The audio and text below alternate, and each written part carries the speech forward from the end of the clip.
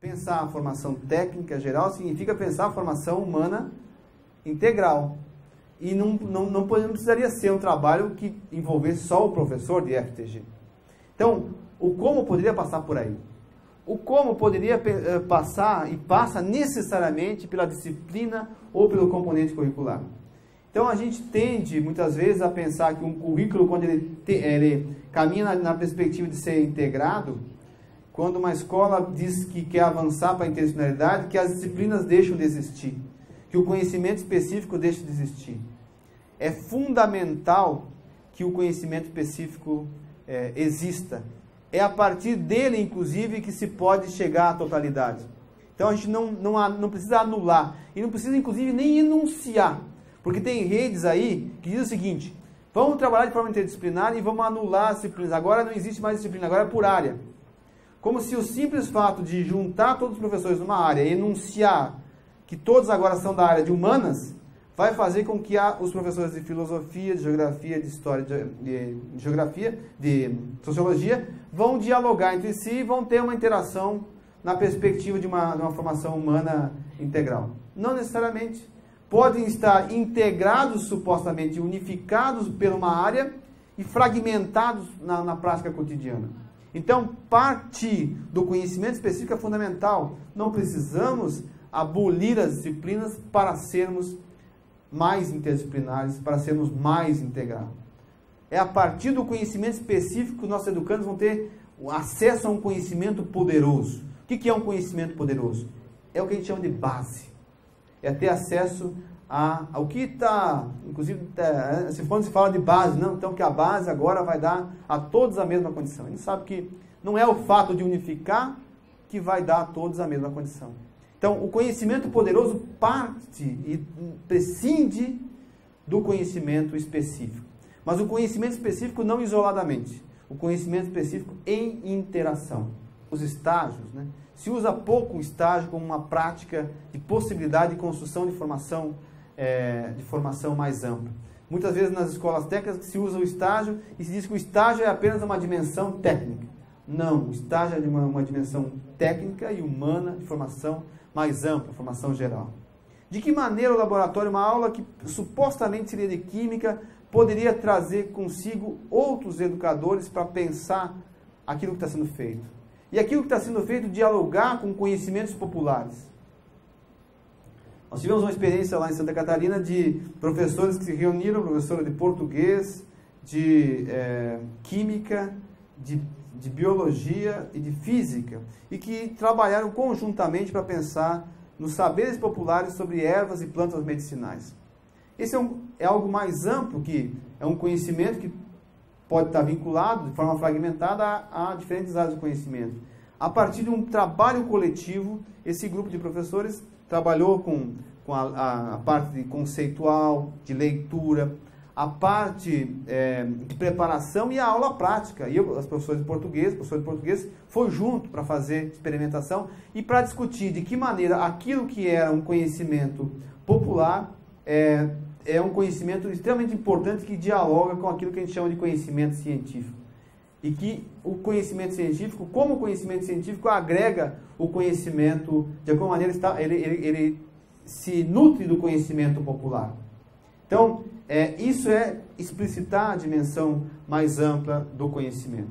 Trabalhar com os chamados projetos integradores. Projetos que reúnem trabalho de educadores de diferentes áreas e que vão tentar colocar em prática a produção de alguma coisa, ou resolver um problema da sociedade, ou estudar um fenômeno da sociedade. Então a gente tem, seja universidade, em escolas, em institutos federais, a gente tem vários professores no Brasil hoje fazendo projetos integradores, trabalhando coletivamente, e os projetos estão com diferentes dimensões.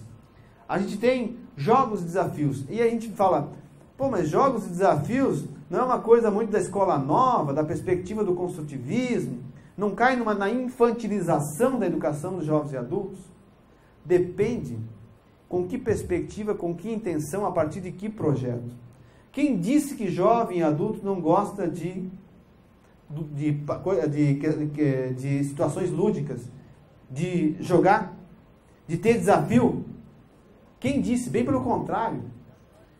Eu, inclusive, tenho acompanhado há 5 anos experiências com jovens e adultos que têm sido desafiados a produzir experimentos e resolver desafios e resolver problemas.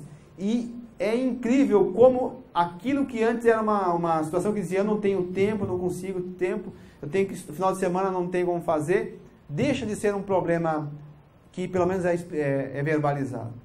Como mergulham e tentam buscar a solução para aquele problema. Situações, por exemplo, no caso do Instituto, em que se criou uma competição, nesse caso vinculado ao ensino técnico, jovens e adultos com ensino técnico, uma competição de barquinhos, chamando de aerobarcos, em que o barquinho ele se movimentava com uma plaquinha solar. Então, com a iluminação solar, o barco se movimentava. Você compra isso, um kit, vem pronto já, pode já usar essa plaquinha. A diferença é que nós retiramos o casco que vinha junto e diz o seguinte: agora vocês coloquem o casco, a parte do barco, de acordo com o que vocês acham que vai fazer movimentar esse barco mais rápido. E no final do semestre nós vamos fazer uma competição de barcos, de aerobarcos. Esse desafio movimentou os educandos durante 6 meses para chegar ao casco ideal de isopor, de lata, de todo o material que vocês possam imaginar. Equipes de trabalho. E não se sentiram em nenhum momento infantilizados, bem pelo contrário, isso permitiu a eles aprofundar seus conhecimentos, ter que voltar a estudar, inclusive matemática, que para eles muitas vezes é uma dificuldade, voltar a estudar matemática para poder saber se aquele casco do barco iria se movimentar mais rápido ou não, tinha que fazer cálculos. Então, desafios, jogos podem ser estratégias que mobilizam e que não estão desvinculadas da perspectiva do currículo integrado, do trabalho com o princípio educativo. A gente vê muito isso na perspectiva da pedagogia das competências, da escola nova. Mas quem disse que isso é monopólio dessa perspectiva? Não é. A gente pode usar essa perspectiva na concepção que nós estamos dialogando aqui. Assim como trabalho com áreas do conhecimento, os debates e trabalhos temáticos, por exemplo, vários temas que surgem, né, como a situação de Minas Gerais, né, os episódios de Minas Gerais, o Zika vírus, por exemplo, agora, a situação aí gerada por esse problema que nós temos aí na América toda e no Brasil, né, é um debate, é um tema que está emergente e que inclusive a gente pode, a partir de um diálogo e um planejamento, pensar de que maneira esses temas cotidianos, que tanto nos inquietam, que geram informação, desinformação, podem estar presentes. Os acontecimentos da França, por exemplo, afinal de contas, quem são os terroristas? Aquilo que aconteceu lá, o que motivou? De fato é coisa de gente que não pensa direito, fanático. O que motivou os acontecimentos da França? De que maneira esses temas emergentes que estão na mídia, que geram confusão, que geram informações desencontradas, são parte do nosso trabalho e estão presentes no nosso cotidiano em sala de aula? Assim como também a própria Rede em Roda, né? A Rede em Roda tem essa grande potencial de ser um momento em que faz a síntese de um trabalho coletivo. Então, desafiar educadores para apresentar os seus trabalhos na Rede em Roda é um exercício que pode ser bastante importante e interessante para explicitar a concepção. De que maneira esses educadores estão tentando, mesmo sabendo que estão nem sempre acertando, estão tentando colocar em prática essa perspectiva. A Rede em Roda é um instrumento fantástico para isso. Até porque a gente se orgulha de mostrar nosso trabalho, de falar, de explicar. A gente se vê na totalidade. A gente deixa de ser parte. A Rede em Roda ajuda a parte se mostrar na totalidade. Assim também, núcleos e eixos temáticos, o eixo integrador, a gente poderia organizar as nossas áreas, os nossos componentes curriculares, os nossos projetos a partir de núcleos e eixos integradores, que possam fazer a gente se enxergar e perceber que há uma dimensão que unifica a história, a matemática, a geografia e a parte técnica. Eu tenho trabalhado durante 4 anos com a professora de matemática, e nós tomamos como referência um trabalho coletivo a partir da história dos números. A história dos números nos permitiu dialogar com a construção da matemática desde o Neolítico, desde o Paleolítico até os dias atuais. Esse é o tema que nos unifica e que tem permitido a gente trabalhar durante esse tempo. E que, a partir do qual, inclusive, a gente escreveu sobre isso, desafiando, mostrando que é possível um historiador e um matemático dialogar e fazer aulas coletivamente, a partir de um projeto mais amplo. Assim como de que maneira a gente aproveita a participação numa feira e num evento para pensar numa dinâmica coletiva. Por que a gente quer ir para aquele espaço? A gente diz assim, a gente tem que levar os jovens e adultos para eles se sentirem parte da cidade. É importante que eles vão para o teatro, porque ali também é um espaço desse público, é de direito o espaço deles. Mas para além de ser um espaço de direito, de que maneira estar lá potencializa o processo de integração, de diálogo entre a gente? A partir de que projeto? A partir de que preparação? A gente tende a usar pouco e muitas vezes de maneira usa assim, explora pouco a participação em evento, a gente explora pouco visita técnica e visita prática. Às vezes um professor sozinho vai fazer visitas e poderia potencializar toda a escola, para pensar coletivamente, preparar essa visita, ir para um espaço, mesmo que aparentemente seja um espaço que está vinculado a uma área, mas com outros olhares. Nós fomos, por exemplo, uma visita a Minas Gerais no ano passado. Fomos em 8 professores de áreas diferentes. Porque Minas Gerais não se olha só com o olhar do historiador e de geógrafo. Se olha com o olhar do artista, se olha com o olhar do químico, do biólogo, do geógrafo, já falei, mas do matemático, se olha com diferentes olhares. Então, Minas, aparentemente, é um espaço do historiador. Mas ele pode ser um espaço de diferentes educadores. Só que ir a Minas requer uma preparação para que a gente possa, inclusive financeira, né? Para a gente possa estar lá de maneira a aproveitar aquele espaço. Então a gente às vezes tende a sair da escola e aproveitar não muito, poderia aproveitar mais essas saídas. Assim como também a gente tem projetos de pesquisa.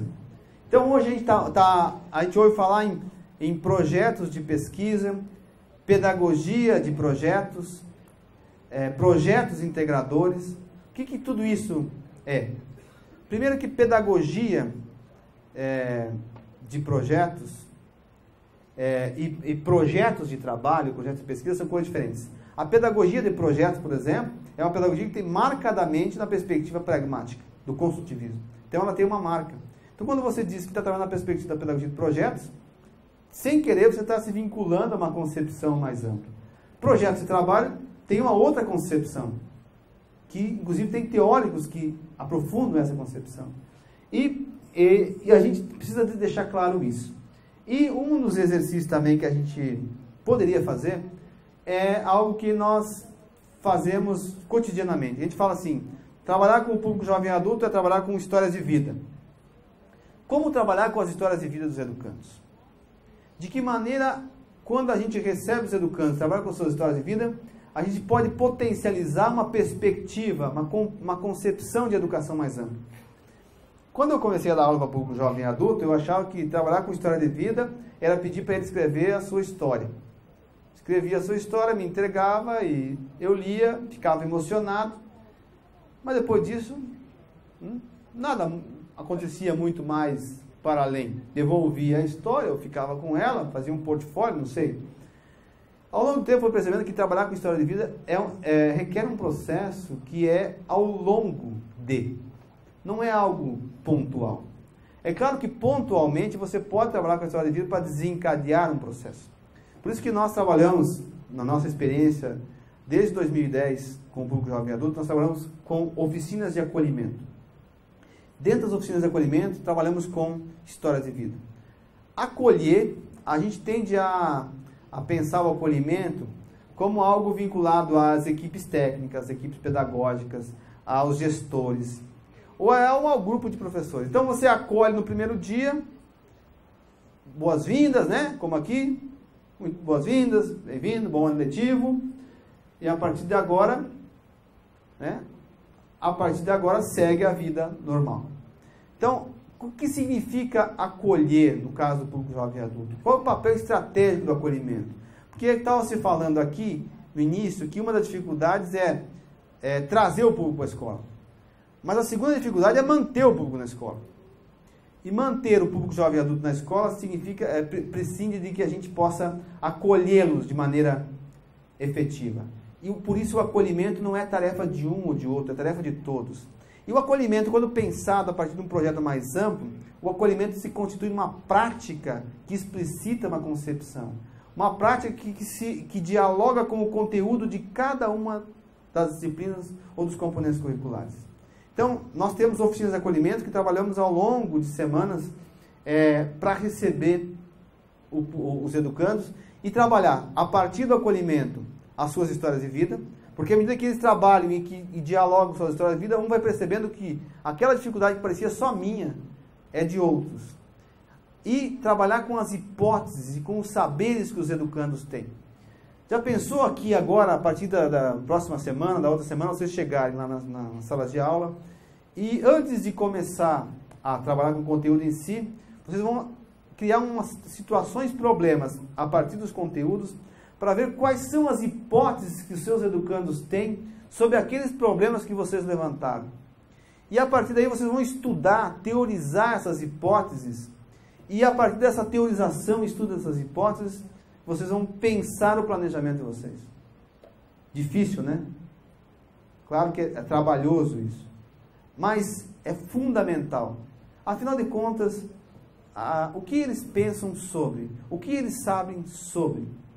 A gente sabe que, por vezes, no ensino médio, nós estamos no ensino médio lá em Chapecó, a gente chega para o adulto para trabalhar, por exemplo, matemática.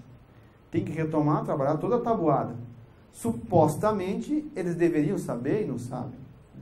A gente vai, em história, por exemplo, a gente supostamente sabe o que eles sabem o que é um século. O que é um período histórico. Não tem necessariamente essa noção. Então, o que os educandos sabem sobre aquilo?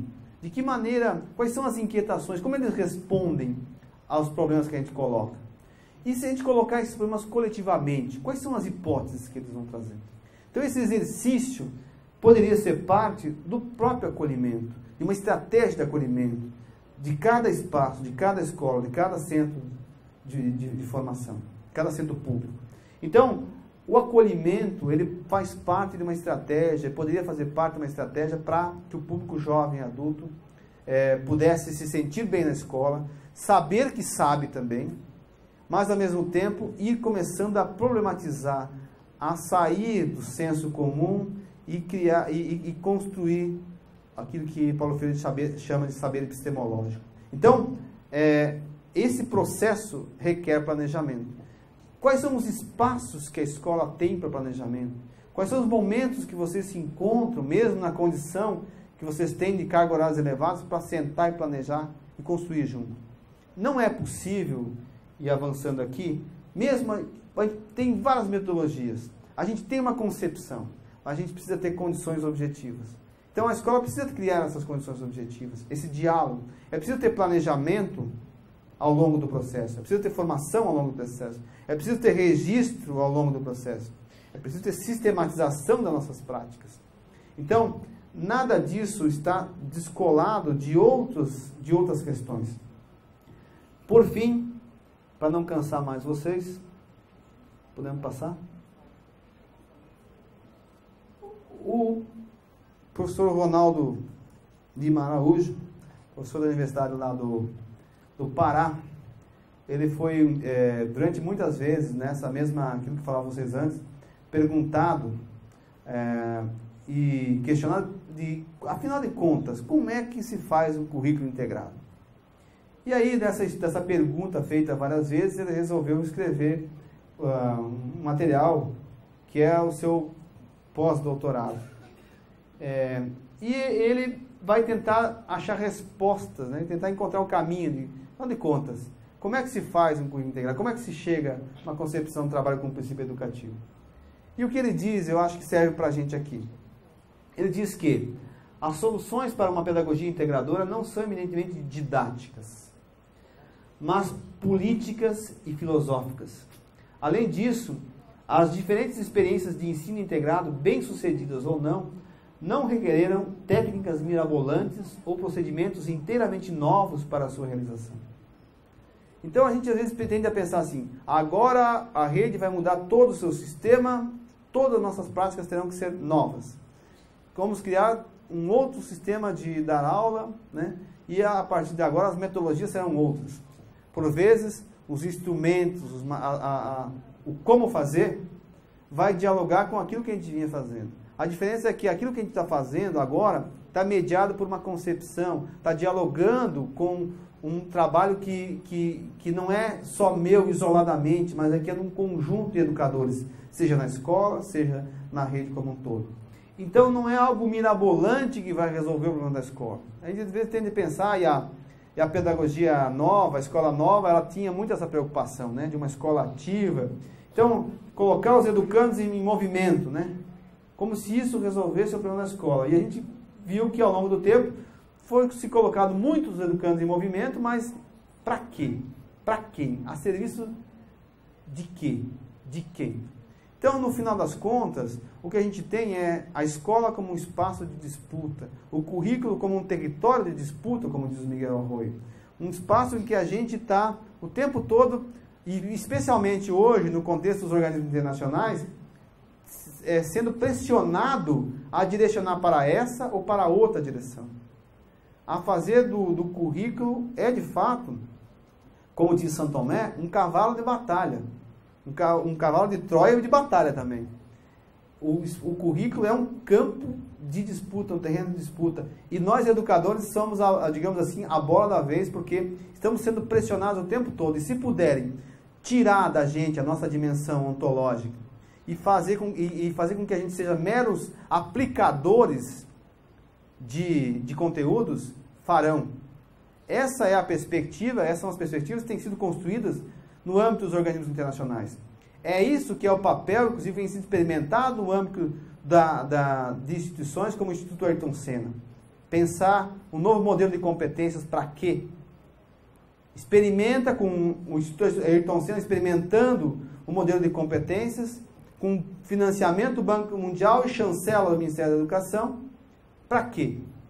Em primeiro momento, junto com a Fundação Roberto Marinho, para algumas escolas. Daqui a pouco, para um conjunto mais amplo. Então, o tempo todo querem cercear e querem retirar do educador o papel intelectual. O trabalho intelectual do educador, que é pensar a escola, pensar o currículo. E a gente não pode deixar que isso aconteça. Por isso é fundamental a teorização, por isso é fundamental a gente pensar em que concepção a gente quer. Porque o que se quer, ao retirar da gente essa dimensão intelectual, é fazer com que a gente se vincule a uma perspectiva pragmática, utilitária, na lógica do mercado, que é fazer com que a escola se volte a formar simplesmente trabalhadores para essa roda, para essa engrenagem que engole, que mata, que massacra milhões de pessoas em todo o mundo. Então, uma reflexão, não sei se ajudei muito, mas a ideia era trazer aqui a possibilidade de a gente pensar a perspectiva, a metodologia, uma metodologia que tem várias formas de fazer. Não deve ser uma única metodologia, mas que deve estar vinculada a uma concepção. E vocês têm uma concepção aqui.